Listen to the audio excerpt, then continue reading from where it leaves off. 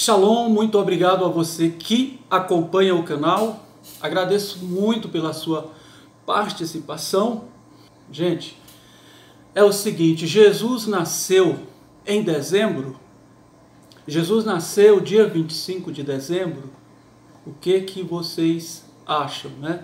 Eu peço a você também que, se porventura você gostar do assunto, do tema, né, que se inscreva no canal, que participe, né, que você possa curtir também os vídeos, né? Isso vai ajudar bastante o canal, tá, gente? Então, gente, o que acontece?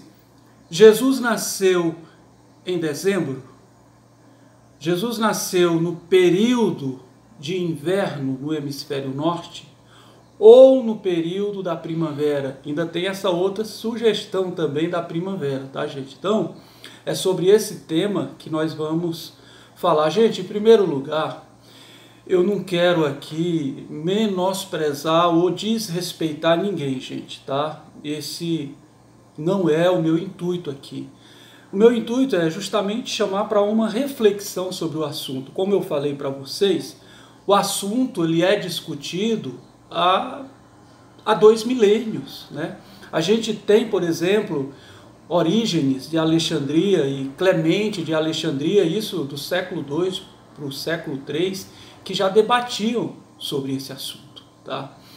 E os filósofos da época, né, os teólogos da época, eles já procuravam realmente o mandato, até porque a Bíblia não nos oferece essa data. Mas nós vamos buscar aqui algumas evidências bíblicas e históricas também, né, para o assunto. E aí, gente, a gente conhece o relato bíblico, né, a narrativa bíblica de que na ocasião do nascimento do menino, né, quando os anjos aparecem aos pastores, aqueles pastores estavam ali apacentando animais, é claro, isso nas montanhas da Judéia, e nesse período, né, nesse período do ano, nesse período de estação, seria impossível, porque a região é fria, né? Então era sem chances de que os pastores pudessem estar ali apacentando ovelhas. Inclusive nós vimos esses dias aí, gente, semana passada, o Egito nevando, né? O Egito está bem próximo a Israel. E Jerusalém, inclusive, e os arredores ali da Judéia, né, que tem uma geografia bastante elevada, né, tem muitas montanhas, é muito mais frio ainda. Então, historiadores descartam essa possibilidade de Jesus ter nascido realmente em 25 de dezembro por conta desses efeitos climáticos, né, da região. Então, por que a tradição de que Jesus nasceu em dia 25 de dezembro? Olha, gente, isso aí é complicado. Então, gente, mais uma vez, vamos citar aqui estudiosos do assunto, né, historiadores, que falam o seguinte, né, a região da Europa, não só a Europa, mas também a Ásia e toda aquela região, né, do hemisfério norte, o dia 25 de dezembro é tido como o solstício de inverno, né? Então ali se inicia o inverno. E as civilizações daquela região tinham por costume reverenciar o sol, tendo em vista que dali para frente os raios solares, né, a incidência de calor seria bem menor na região, e aí as pessoas cultuavam lá seus deuses, né, suas divindades, e tiravam aquele dia exatamente para cultuar e pedir ali talvez um período de inverno mais tranquilo, né, sem tanto frio, sem tanta tragédia, que não influenciasse também nas plantações. E o que acontece, gente, com a chegada do cristianismo na região, talvez tenha tido aí uma adaptação, né, o que muitos estudiosos acham. E aí trazendo também essas festas para dentro do cristianismo, né, e transformando aí o dia 25 de dezembro como sendo o dia do nascimento de Jesus. Isso talvez seria interessante para atrair os não cristãos, né, as pessoas que até então não tinham se declaradas religiosas ainda, né, em toda aquela região. E aí isso tornava muito mais fácil a adaptação do cristianismo dentro dessas crenças, né, que existiam na época. Agora, gente, falando de alguns historiadores, filósofos e teólogos do passado, nós vamos citar aqui Clemente de Alexandria, isso no século II, né? Em uma das suas escritas, ele diz o seguinte, que o dia do nascimento de Jesus, ou até mesmo o mês, seria um mistério.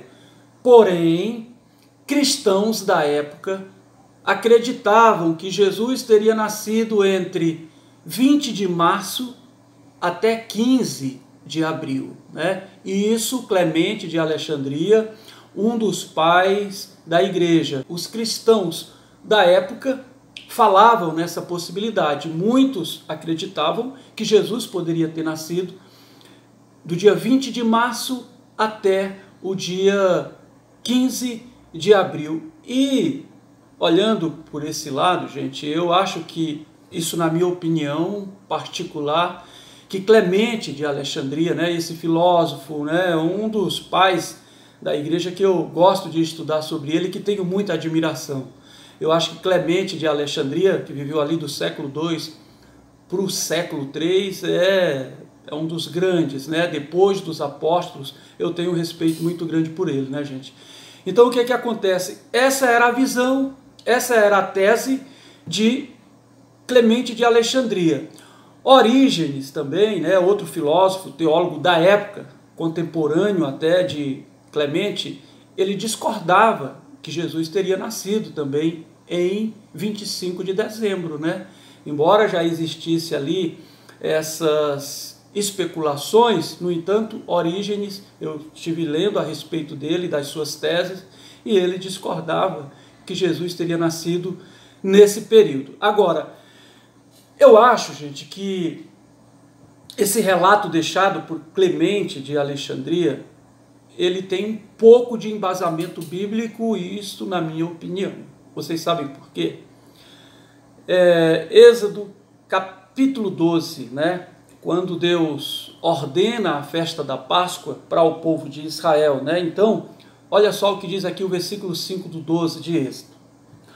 O cordeiro pascual será um cordeiro de 1 ano de idade, macho e sem defeito.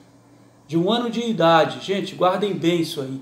De 1 ano de idade, macho e sem defeito. Então, esse cordeiro pascual, a gente sabe, qualquer um que conhece o Novo Testamento, as escritas do Novo Testamento, sabe muito bem que isso era uma representação de Jesus no futuro.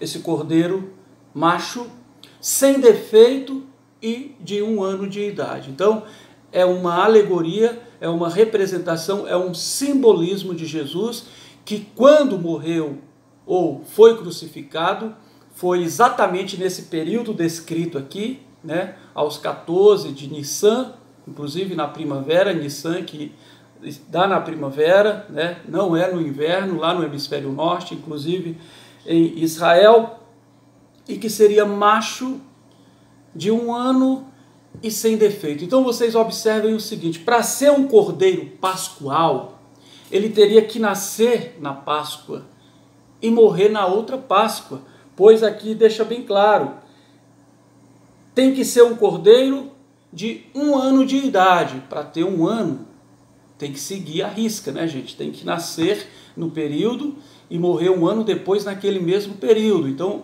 ele tem que ter 1 ano de idade. Beleza, mas o que o Novo Testamento nos fala a respeito disso? Sabemos que Jesus foi crucificado, né?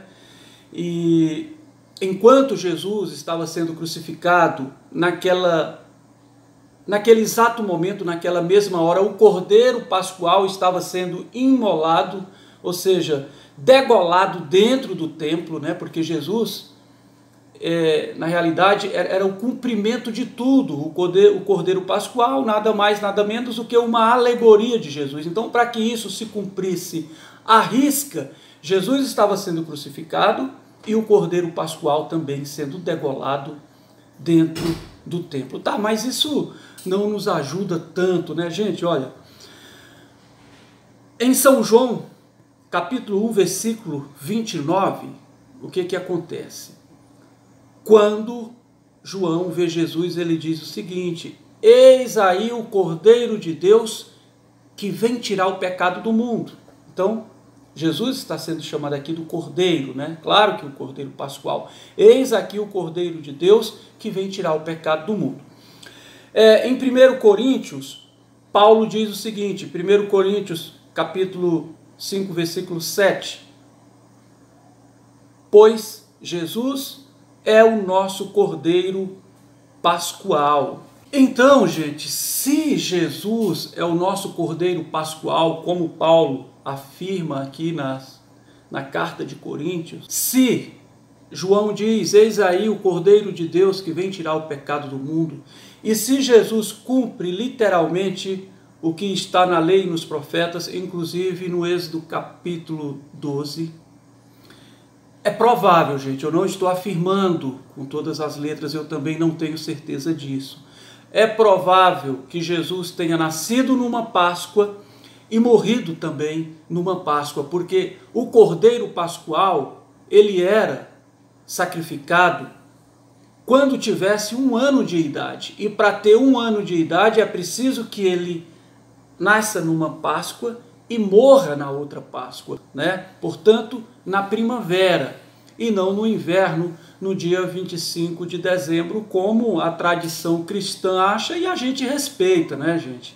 A gente respeita. Eu acho que discordar, todo mundo que estuda a respeito de um assunto, ele tem o direito de discordar, né? Agora, a gente também tem que discordar respeitando, e no entanto, eu respeito claramente aquele que pensa de forma diferente.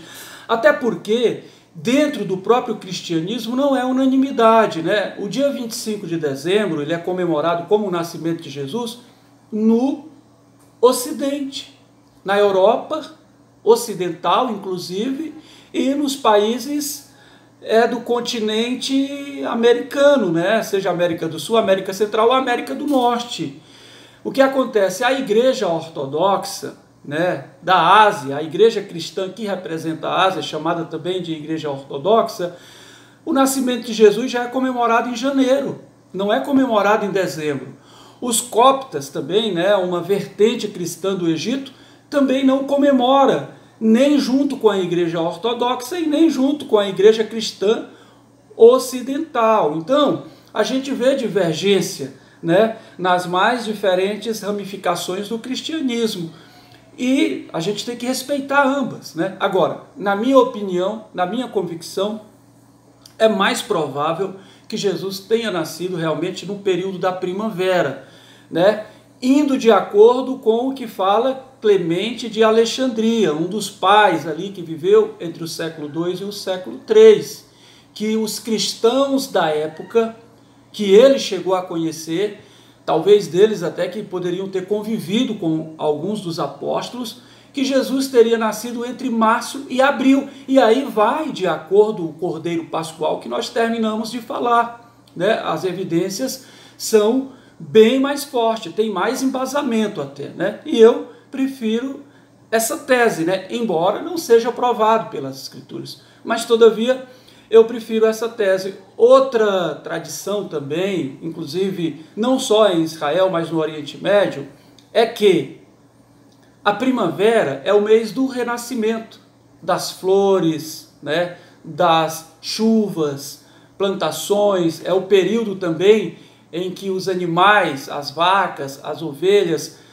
dão crias, é conhecido como o renascimento, a primavera é conhecido como o renascimento, e é isso que Jesus nos traz. Ele nos traz o renascer, ele nos traz a esperança de um amanhã, de um dia, né, melhor, de um futuro muito mais seguro. Então Jesus, ele nos traz a esperança.